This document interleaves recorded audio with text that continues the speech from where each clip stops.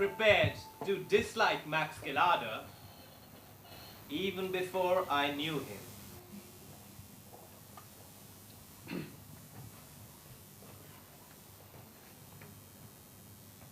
The war had just finished, and the passenger traffic in the ocean-going liners was heavy. Accommodation was very hard to get, and you had to put up with whatever the agents chose to offer you. You could not hope for a cabin to yourself, and I was thankful to be given one in which there were only 2 berths. But when I was told the name of my companion, my heart sank. It suggested closed portholes and the night air rigidly excluded. It was bad enough to share a cabin for 14 days with anyone. You see, I was traveling from San Francisco to Tokyo, but I should have looked upon it with less dismay if my fellow passenger's name had been Smith or Brown.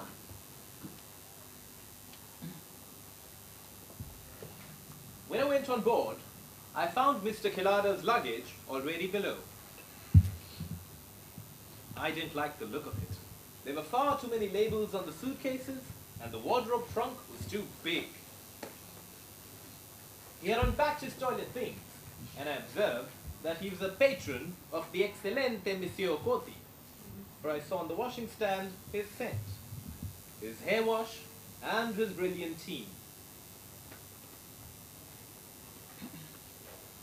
Mr. Gelada's brushes, ebony with his monogram in gold, would have been all the better for a scrub.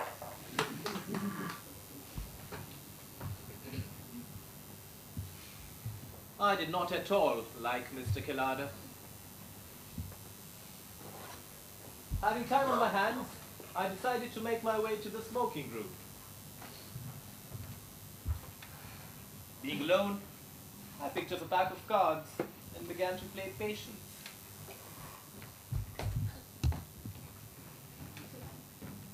If I'm not wronger, you would be Edward Morrison, huh? Yes? I am Mr. Gelada. Oh, yes. We are sharing the cabin, I think. Bit of luck, I call it. You never know who you're going to be put in with. I was jolly glad when I heard that you were English. I'm all for us English sticking together when we are abroad, if you understand what I mean. Are you English? Rather. You don't think that I look like an American, do you? British to the backbone. That's what I am. King George has many strange subjects. Mr. Gelada's looks, his fluent speech, which had practically nothing English in it, and his exuberant gestures made me feel pretty sure that a closer inspection of that British passport would have betrayed the fact that Mr. Gelada was born under a bluer sky than is generally seen in England. What will you have? Well, isn't there prohibition in force? To all appearance, the ship looks bone dry. Whiskey and soda or a dry martini? You only have to say the word. Martini for me, please.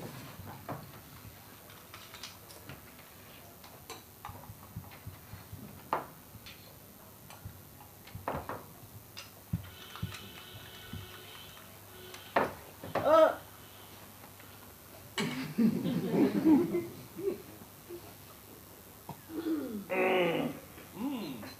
very good cocktail. Well, there are plenty more where that came from. And if you've got any friends on board, you tell them that you've got a pal who's got all the liquor in the world. When I was in America, I had such a large bar that all my friends used to come over and... Mr. Gelada was chatty. He talked of New York and of San Francisco. He discussed pictures, plays, and politics. He was patriotic. The Union Jack is an impressive piece of drapery, but when it is nourished by a gentleman from Alexandria or Beirut, I cannot help feeling that it loses somewhat in dignity. Mr. Gelada was familiar. Now, I do not wish to put on airs, but I cannot help feeling that it is seemly in a total stranger to put Mr. before my name when he addresses me? Mr. Killarder, doubtless to set me at my ease, used no such formality. I did not like Mr. Killarder. Thinking that for this first occasion our conversation had lasted long enough, I decided to go on with my game. The 3 on the floor. It's coming out, the tenor on the neighbor. Do you like card tricks? No, I hate the card tricks. Well, I'll just show you this one. He showed me 3. Well, if you don't mind, I think I'll just head down to the dining room and get my seat at the table. Oh, it's quite all right. I have already taken a seat for you. I thought that as you were in the same cabin, we might just as well sit at the same table, waiting there for you. I do not like Mr. Killarder. I not only share a cabin with him and ate 3 meals a day at the same table, but I could not walk around the deck without his joining me. It was impossible to snub him. It never occurred to him that he was not wanted. He was certain that you were as glad to see him as he was to see you. In your own house, you might have kicked him downstairs or slammed the door in his face without the suspicion dawning on him that he was not a welcome visitor. I told you earlier that he was chatty, but that was an understatement. Because Mr. Killarder seemed to know lots of things about lots of things. He was voluble and vehement in his arguments and would not drop a subject, however unimportant. We called him Mr. Knowall. even to his face. He took it as a compliment. But life was difficult for me, especially with all the days and nights that I was having to spend with him. I could not wait for the day that this ordeal would be over and we would disembark and go our separate ways. But while I was on board, there was only one thing on my mind.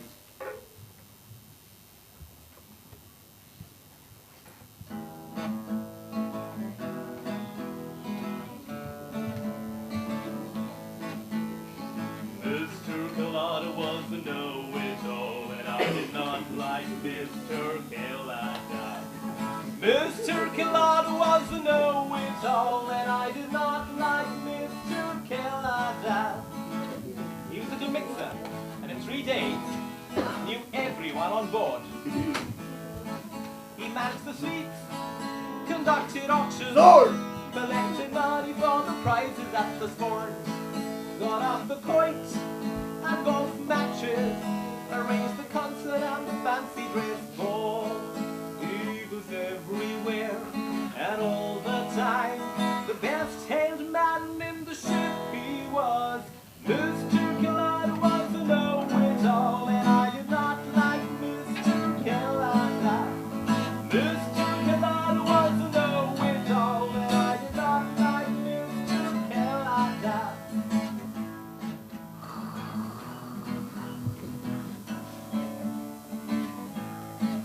And every night I heard him snore. He had promised wouldn't call him aboard. The only time I got to nar was my time every morning in the shower. He was everywhere and all the time, the most seen man on the ship he was. Mr. Killarder was a know-it-all, and I did not like Mr. Killarder. Mr. Killarder was a know-it-all, and I did not like Mr. Killarder. Mr. Killarder was a know-it-all, and I did not like Mr. Killarder.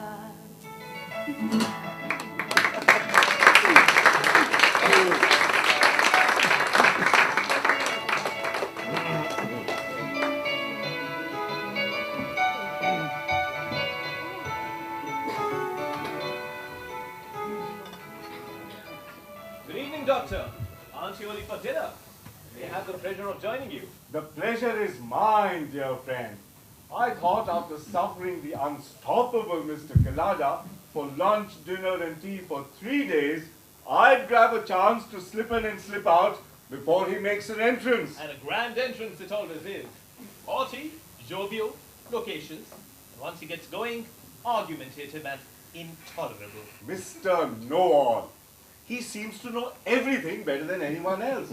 It seems an affront to his overweening vanity if you happen to disagree with him.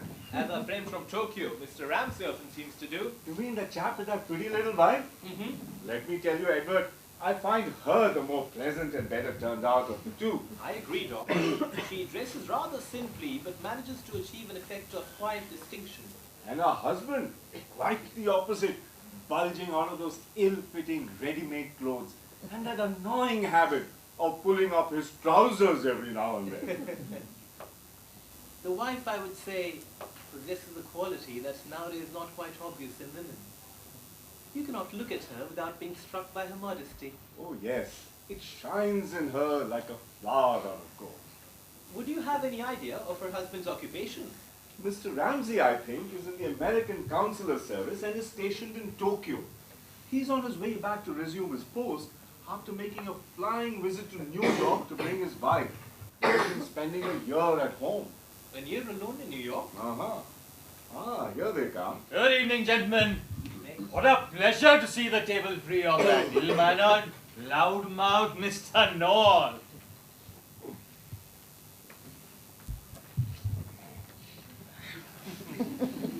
I believe you and he have not been seeing eye to eye on many matters.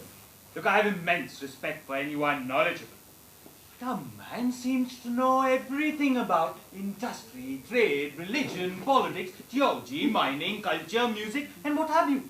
He has the gall to inform me of the policies of the American Consular Service on every matter, from the war in Russia to the timing of the next round of diplomatic postings. He's the chap who knows. I am sure he can give you the latest research on non-invasive techniques for the surgery of the hypothalamus. And there he makes his grand entrance. Shall we all stand up? Good evening to my dear friends here. How glad I am to see you all. Let me first compliment Lady Ramsay on the excellent dressage she is wearing and the lovely string of pearls to go with it. Ah, Mr. Ramsay, you are indeed a lucky man. But here, I have a surprise for all of you. Ladies and gentlemen, let me have the pleasure of presenting to you the most famous singer on board this evening, the gorgeous Miss Sylvie.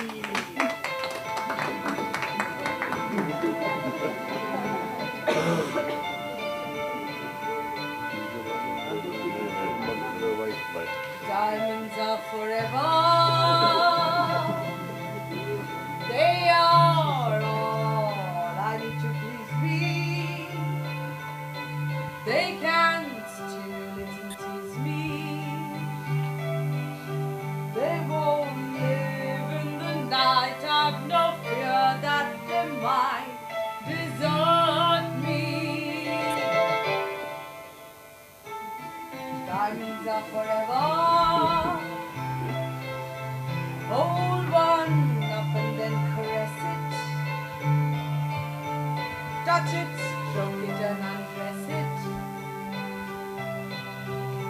I can see every part, nothing hides in the heart to hurt me. I don't need love. For what good love to me? Diamonds never lie to me. For when love's gone, their luster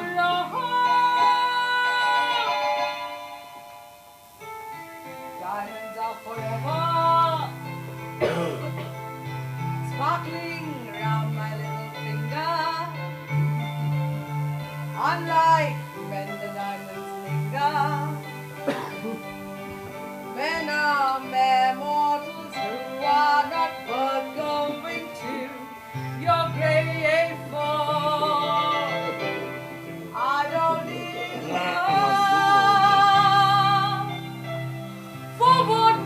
love to me. Diamonds never lie to me. For when love's gone, their luster on. Diamonds are forever, forever, forever.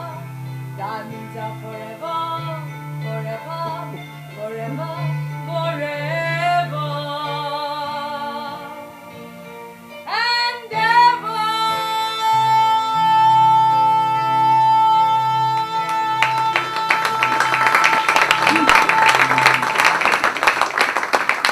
Ah, a beautiful song. Diamonds, jewelry, all that sits rather nicely on beautiful lady. Oh, these are passe now. Things are changing in this industry, you know. Look at platinum jewelry and cultured pearls. Didn't you read the article in the Sunday papers? I read it too. Cultured pearls are all the rage. They must inevitably diminish the value of the real ones. It says they're very good already. They will soon be perfect. The cunning Japanese inserting tissue into a mollusk and growing a pearl out of it. The son of a noodle maker, I understand, is the pioneer in this farming business. And he makes them out of fresh water. Not fresh water, but salt water. And the son of a rice farmer, not a noodle maker. I am just quoting from the newspaper article. Do you mean to say that I don't read my papers? I may miss breakfast, but I never miss my Sunday papers. Half a dozen of them. But your foolish remarks show that you don't know a thing about pearls. Cultured or natural. What do you mean? I ought to know what I am talking about. I am going to Japan just to look into this Japanese pearl business. I am in the trade, and there's not a man in it who won't tell you that what I know about pearls goes. I know all the best pearls in the world, and what I don't know about pearls isn't worth knowing. This is certainly news to us, Mr. Kelada. We knew you were a Mr. Knowall, but that you specialized in any particular business was hidden from us so far. I do. They will never be able to get a culture pearl that an expert like me can't tell with half an eye. You take my word for it, Mrs. Ramsay. That chain you're wearing will never be worth a cent less than it is now. That's a pretty chain of Mrs. Ramsay, isn't it? I noticed it at once. Gee, I said to myself, those are pearls all right. I didn't buy it myself, of course. Would be interested to know how much you think it cost. Oh, in the trade, somewhere around $15,000. But if it was bought on the Fifth Avenue, shouldn't be surprised to hear that anything up to $30,000 was paid for it. You'll be surprised to hear that Mrs. Ramsay bought that ring at a department store the day before we left New York. For $18. Rot! It's not only real, but it's as fine a string for its size as I've ever seen. Will you bet on it? I'm willing to bet $100 it's imitation. Done! Oh, Elmer, you can't bet on a certainty. Can't I? If I get a chance of easy money like that, I should be all sorts of a fool enough to take it. But how can it be proved? It's only my word against Mr. Gilada's. Let me have a look at the chain. And if it's imitation, I will tell you quickly enough. I can afford to lose $100. Take it off, dear. Let the gentleman look at it as much as he wants. I can't undo it. Mr. Gilada will just have to take my word for it. I'll undo it.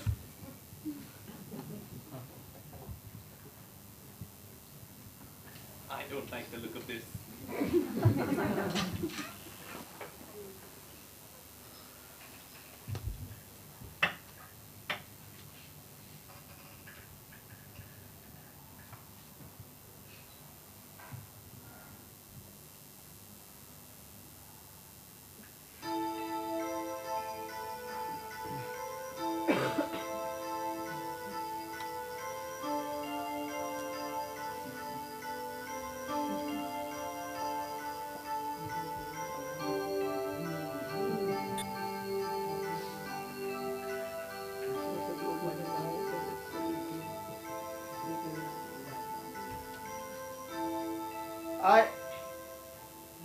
I was mistaken. It is a very good imitation. But of course, as soon as I looked through my glass, I saw that it wasn't real. I think $18 is just about as much as the damn thing's worth.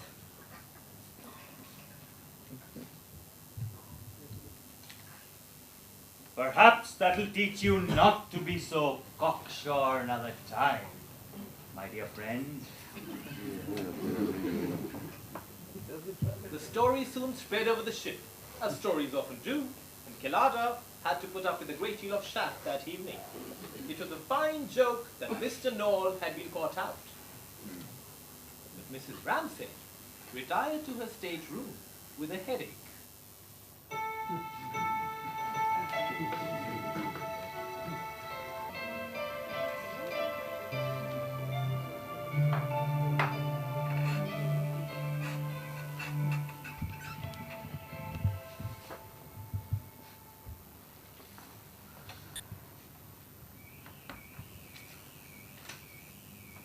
Max Killarda, a letter for you early in the morning. Who's it from?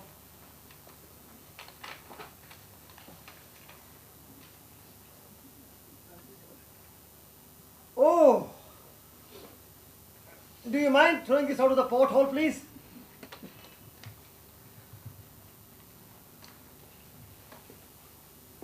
No one likes being made to look a perfect damn fool. Were the pearls real? If I had a pretty little wife. Hmm?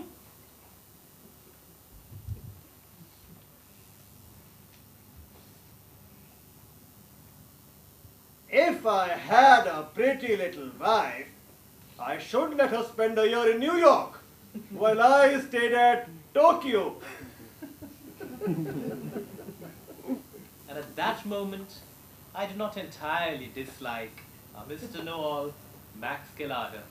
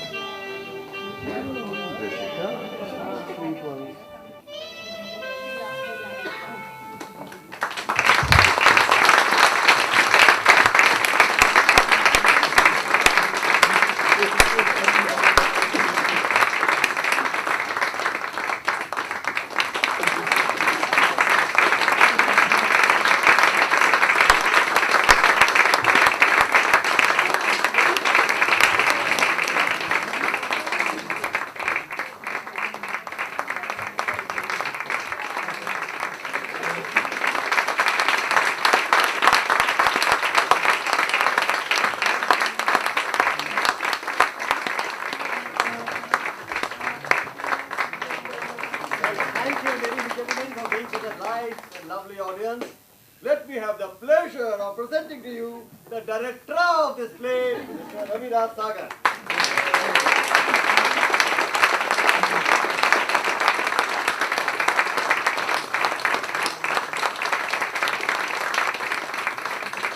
Thank you. I would now like to present to you my backstage team. Makeup was done by Mr. B.S. Rawat and Veena ji.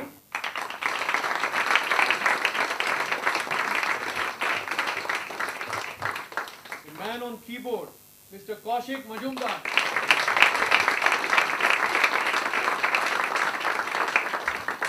The violin in the first play was played by Gaurav Shah.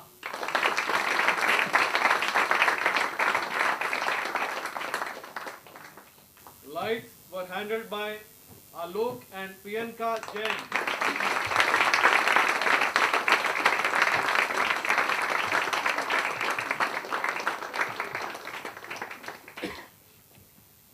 Properties were handled by Sanpreet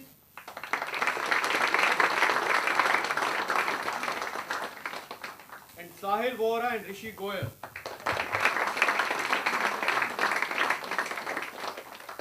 Manager of sets, Sony Songkar.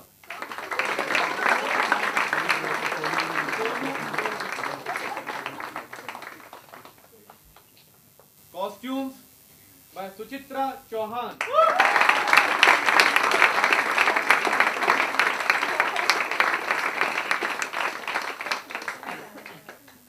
Gate and hall management was by Poonam and Sanjeev Sareen, Rachana Nambyar and Tarun Dangwa.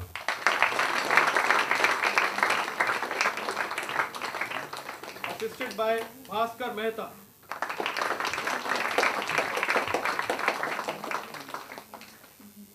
Production managers, Naina Sagar and Preeti Gupta.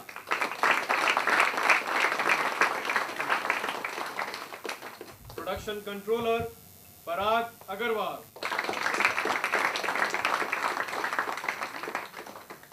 The lyrics and composition of the song, Mr. Knowall, was by Rahul Sachdeva.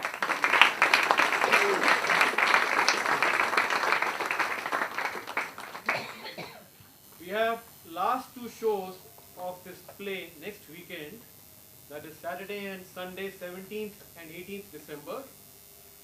If you have liked the play, please do tell your friends and family about it. Tickets are available at bookmyshow.com. Thank you for joining us this evening. Good night.